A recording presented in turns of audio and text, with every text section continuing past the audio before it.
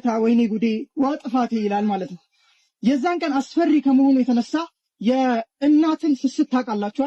አላህ ግን ምን ይላል? የውመ ተዝሃሉ ኩሉ ሙርዲዐትን ዐማ አርደዐት፣ የምታጠባውን ልጅ ትወረውራለች። ወተضع ኩሉ ሐምሊን ሐምለሃ፣ እንደው ያዘለችውን ራሱ ልጅ ትወረውራለች። ወተረ ናሰ ሱካራ፣ ሰዎችንም ሰካራም መስለው ታያቸዋለህ። ወማ ሁም ቢሱካራ፣ እነሱ ግን ሰክረው አይደለም፣ እየተንገራገሩ እየተወላወሉ ታያቸዋለህ፣ ጠጥተው አይደለም።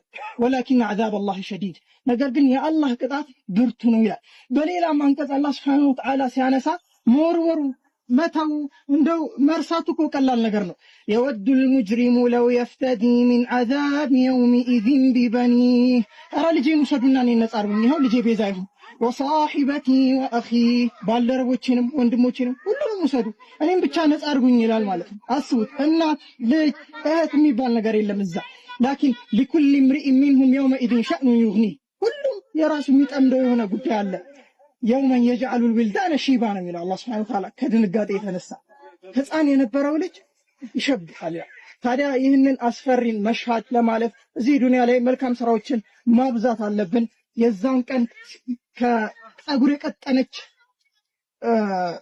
ገመድ ትዘረጋንላለች። በዛ ላይ እንደ መብረቅ ፍጥነት የሚያልፍ አለ፣ የሚንገዳገድ አለ፣ ወደ እሳት የሚወድቅ አለ። አላህ ሱብሓነሁ ወተዓላ ጀነት የሚገቡ ከእሳት የሚጠበቁ ባሮቹ ያድርገን። አስፈራራችሁ መሰለኝ። የታክቲክ አንድ አካል ነው። ሰላም አለይኩም ወራህመቱላሂ ወበረካቱህ።